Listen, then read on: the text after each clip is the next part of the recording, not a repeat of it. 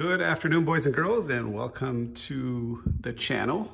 Today we're going to be talking about this DeWalt brushless brad nailer. This is a cordless model, obviously battery operated, and this is DCN680. You can find this on Amazon and several other places. I believe I bought mine on Amazon. It's been about a year since I've owned it, and I've got some questions that people sent me, and I thought I'd do a quick review of it. So I was looking for a brad nailer just for around the house stuff. Now, it is very important that you buy the correct gauge that you need. So I have an 18 gauge.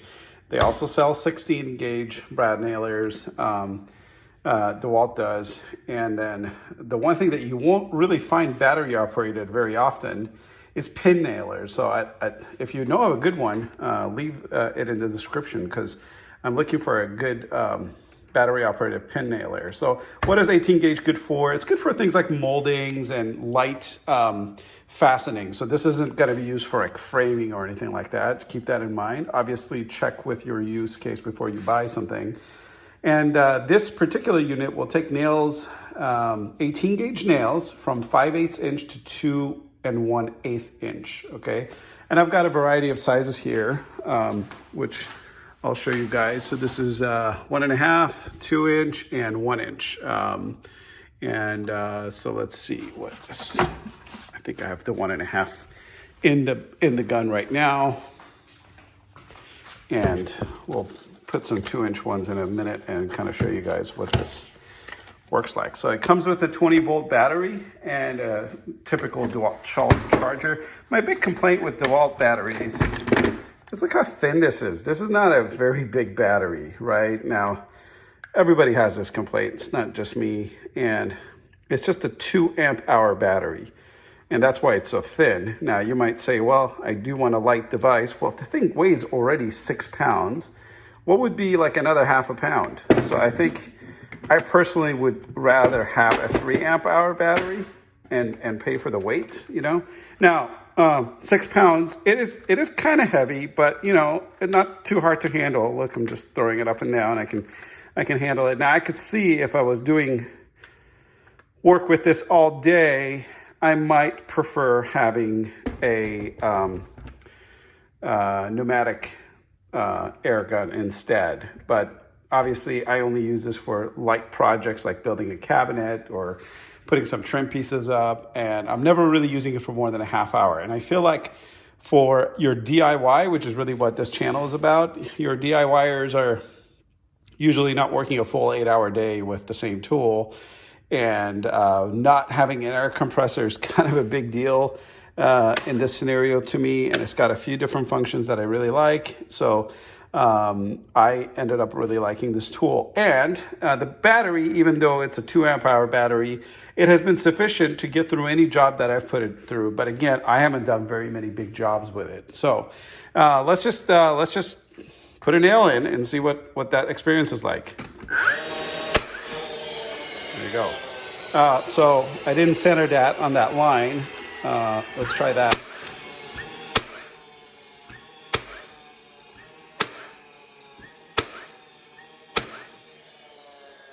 Not awfully loud. Obviously, the pounding action itself is pretty loud, but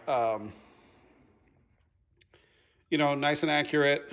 I mean, you know, I was going pretty fast, and I can still stay relatively on the line. Typically, when you're putting brads in, you're not super concerned with accuracy, but if you are, you can definitely take your time and line up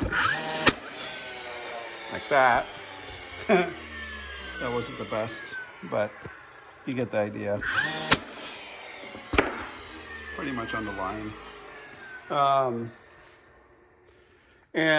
So yeah, it just spin up that motor, but it doesn't fire unless the tip has been depressed. And the tip, as you can see, is this rubberized tip, which you can remove, but you wouldn't want to. That's supposed to stay on there, and that's what kind of keeps your piece, your workpiece, from getting marred and whatnot. And as you can see, there's LED lights way down here, which I don't really understand the placement DeWalt. I don't get it. You know, let's turn off the lights real quick and see if that would help understand the placement better. So here's the lights turned off. Yeah, I think I would still prefer having the light up here rather than down here.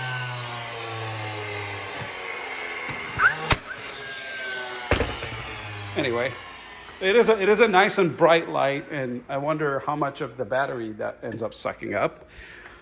But overall, pretty good. So it's got this other mode. So this is kind of the rapid fire mode, I think. I don't know what you call that, but I think it's like sequential versus whatever this mode is.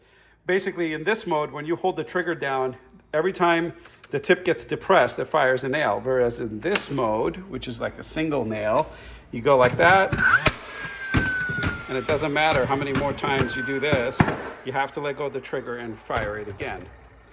So there you go. And let me put the camera in here. All right. So other than that, you've got your magazine, which fits all the different lengths that we talked about. So let's go ahead and put a larger 2-inch in here. So I usually like to just kind of flush it up against and then flush it up, and then one motion, close the magazine. And let's go ahead and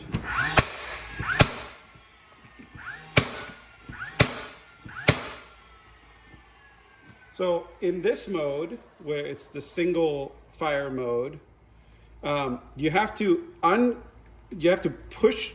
I mean, you have to obviously push down and fire, but then you have to remove the nail gun and press it back down before it will fire again. Okay. In this other mode, well, I didn't do it right because I actually removed my finger.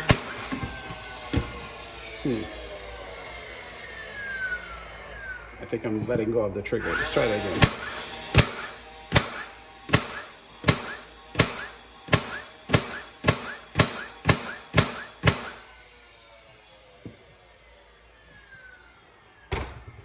I was intentionally trying to hit on top of each other to see what would happen.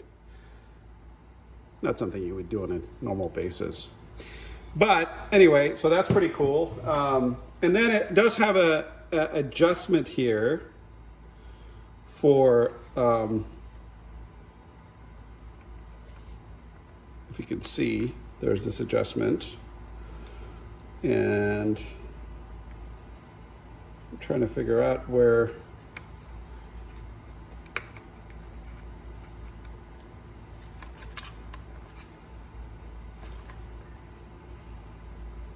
I'm quite confident it's missing a piece all of a sudden.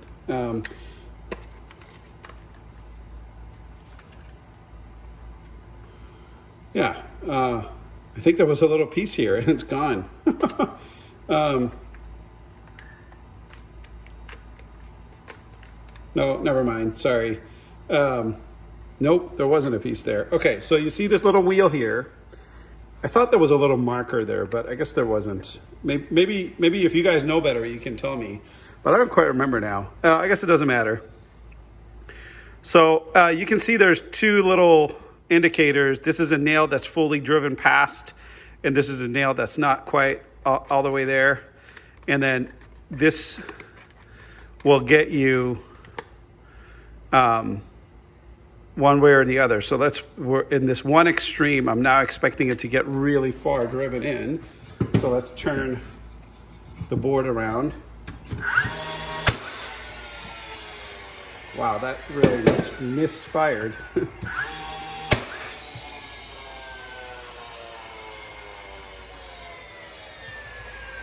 What am I doing wrong there?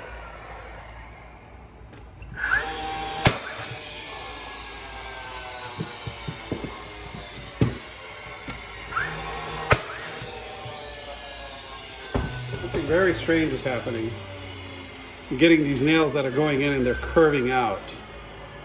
Now I'm very confident that's not a feature. Maybe it's the grain of this wood that's causing that. Okay. Still doing it. That's very weird. Anyway, so that's besides the point. You can see that it's driving it well past the surface of the wood. And if I go completely the other way,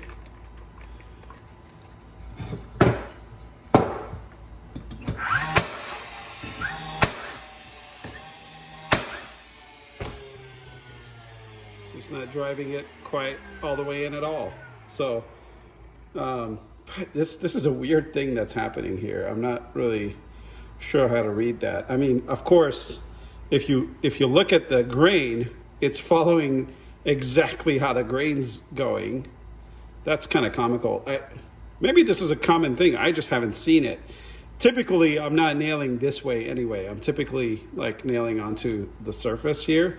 I'm only doing that because I don't want to do this with a 2-inch nail. So let's do this. Let's take it out.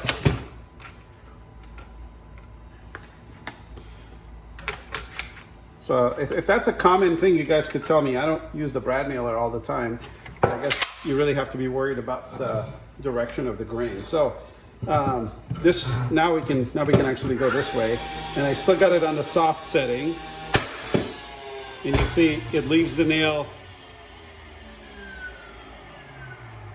It leaves the nail out of the wood, whereas when I go the hard setting, which is exactly the opposite,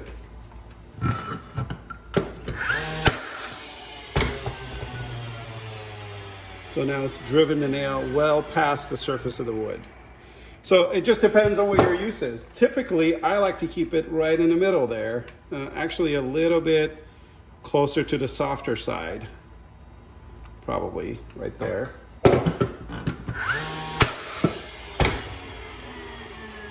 And that's like still a little past.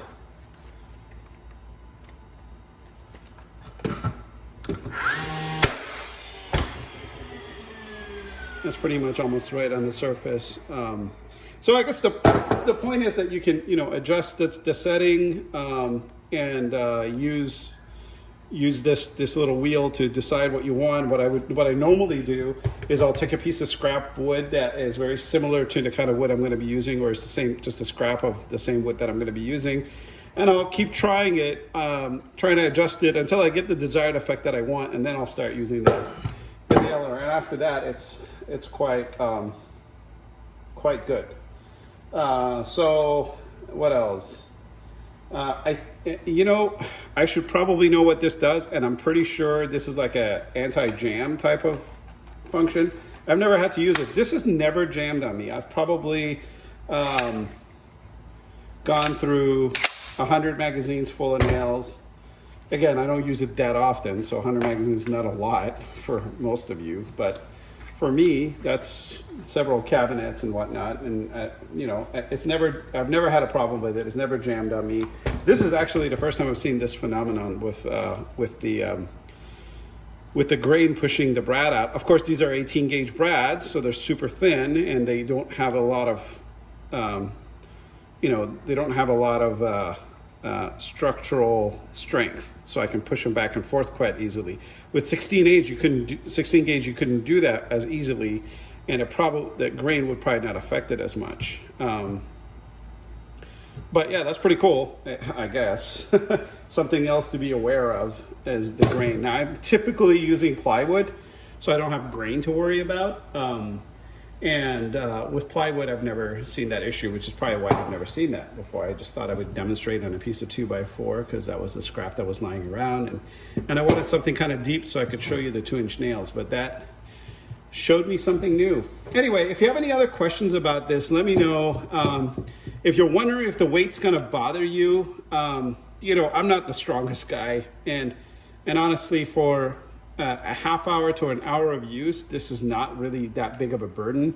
I could see that it would be if I went a little longer. By the way, this unit came with like a carrying bag, this DeWalt like canvas carrying bag. Pretty nice, but I don't really need it. And it also came with one of those belt clips, which is the first thing I usually remove from a tool this big. I don't see myself hanging this from my belt. Now, I know if you're a framer, you would do that, but if you're a framer, you're also not using a 18 gauge gun.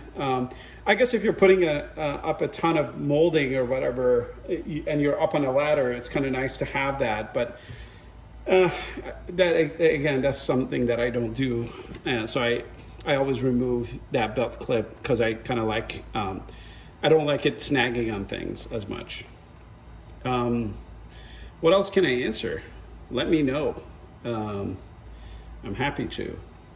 So yeah, hopefully you enjoyed this review, and maybe it helped make your purchase decision. Leave me comments or questions, and let me know what you think.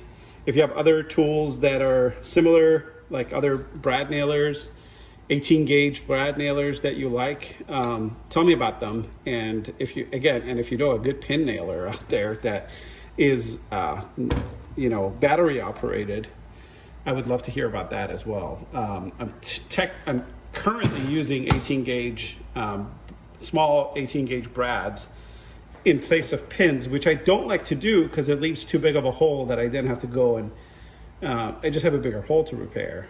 Not the worst thing in the world, but again, would rather not do it. Yeah, thanks guys, and have a great day.